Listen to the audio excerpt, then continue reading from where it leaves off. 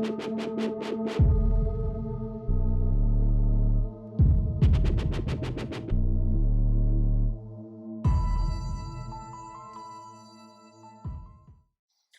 this is Brian Forster, and your virtual guide of Machu Picchu begins at the Ollantaytambo train station at the northern end of the Sacred Valley of Peru. Now, the cost of the round-trip ticket can be as low as about 125 US dollars, or as high as 850 if you want to go super luxury, which I got to do once. I'm with the American film crew, and we're filming the megalithic sites in and around Cusco, Peru. This happened in August of 2019. Here we are, of course, boarding our train to go to Machu Picchu, and the duration of the trip is approximately 1.5 hours. Now we're going from the highlands of Peru into the high jungle, so that's a descent of about 2,000 feet. So you'll see the transformation of the landscape as we go. Here, the highlands. And there, if you look very carefully on the, oh, too late. Anyway, here, there are lots of Inca ruins on the way. Here are some large terraces that we pass. Many, many different sites. Unfortunately, we blew past a site called Pata, which is actually quite beautiful and is Inca. Now this is the sacred river of Peru called the Wilco, which means the sacred way. And now we're starting to get into, gradually, the high jungle. Now we're actually in the jungle itself, so you can see the transformation. This is one of the most beautiful sites, the last Inca site we see before we get to the destination train station. This is called Wilco Wayna, which means forever young. You see the beautiful waterfall there. The Inca were absolute masters of terraforming and landscaping entire hillsides and mountains. It's truly astonishing what they were able to achieve. We're now on the bus in the town of Aguascalientes, and we're heading down the road and soon over this bridge, heading to famed Machu Picchu, which is on the left-hand side on top of the mountain.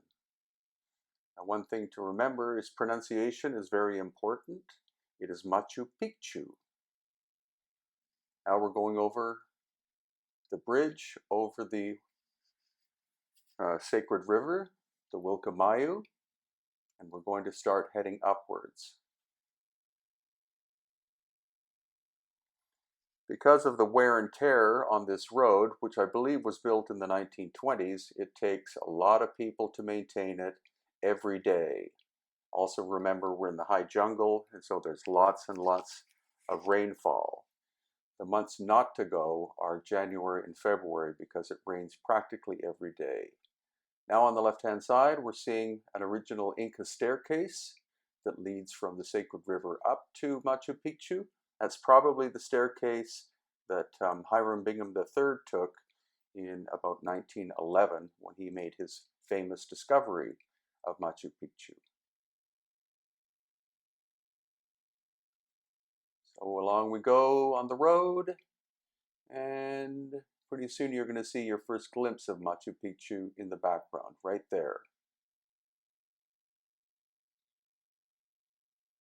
So we're off the bus, we've gone through the entrance, and now we're starting to climb up to the Caretakers Hut, named by Hiram Bingham III. And there is your first glimpse of famed Machu Picchu. This was my 72nd trip to this sacred space, and it's always exciting to go. Now the film crew and I are going up some rather rough Inca stairs up to one of the highest points of Machu Picchu. This is the famed Inca Road, and it goes all the way to Cusco. If you look very carefully, pretty soon you'll see a dip or a cleft on the left-hand side, And that is where, right there, that's where the Inti Punku or the Sun Gate is located. Now going a little bit higher.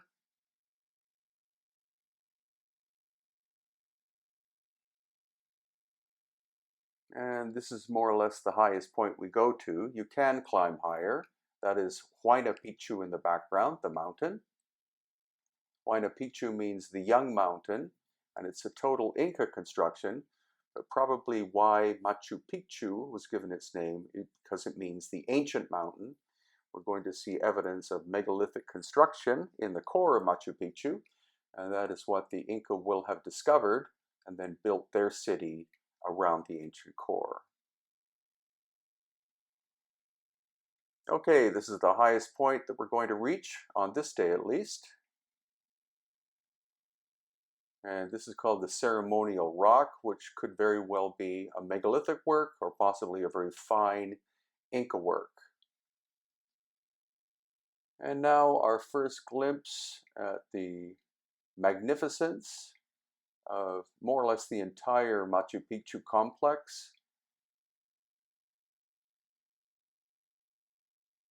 And now we're starting to descend down. We're going to go towards the core, which, as I said earlier, is of a megalithic nature. There, once again, you see Huayna Picchu in the background. And now we're continuing to descend.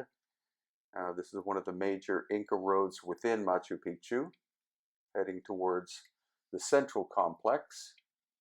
Here you see very fine Inca stonework and a gate that could possibly be, this could be very fine Inca, or it may be megalithic that was repaired by the Inca. And look at this almost sheer drop off at the back side that goes between 1,000 and 2,000 feet, almost straight down to the sacred Wilco Wayna River. Okay, we're now going inside the gate and into the central complex. There's the gate again.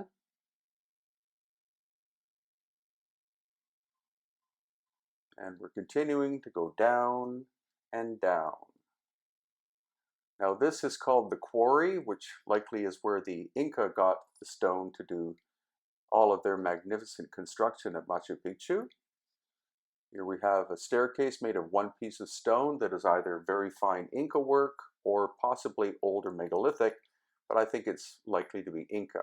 And here's an example of how the stone was broken with wedges, but this actually was done in the 1980s by Russians. It's not an original Inca feature.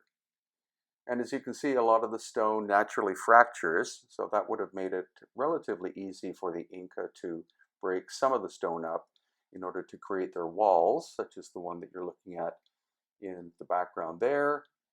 And on the right-hand side, we're starting to approach the megalithic aspect. So again, the Inca work is on the left, and the much, much older megalithic work is straight ahead. Any of the gaps you see are the result of an ancient earthquake or series of earthquakes that pulled the walls apart from east to west. And as we glance by a llama, and actually the llamas are there to literally mow the lawns. And here we are at the megalithic core. Notice the huge blocks on the bottom and the much, much smaller ones on top. This has not been restored in recent times, so that shows us that the Inca built on top of a megalithic construction. And here again is megalithic work fitting tightly into the bedrock. Once again, we see a wall was pulled apart from east to west. Again, that would be a huge earthquake, probably 9.5 on the Richter scale. Also, the joins are not straight lines going 90 degrees in. These stones almost lock together. That's very, very difficult achievement. And there again, once again, Inca work on top of the older megalithic. And this is the so-called Temple of Three Windows. Megalithic construction, every stone being a different shape and size, which is a very difficult feat. And then this construction, once again, the wall has been pulled apart from east to west. This building only had 3 sides. There was no 4th side, and the right side has sunken into the ground by 2 feet. So I hope you enjoyed this virtual guide of Machu Picchu. And coming up will be some events whereby you can join us and explore this amazing site in 2020.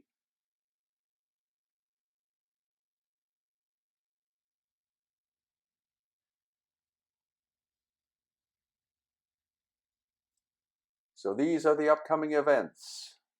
In March of 2020, we explore once again megalithic Egypt, as well as dynastic Egypt.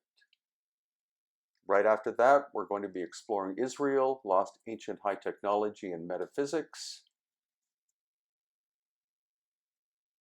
From May 29th to June 1st of 2020, I'll be at Contact at the Desert in Indian Wells, California. In June, our annual celebration of the Inti Raymi Inca celebration, including megalithic sites, of course.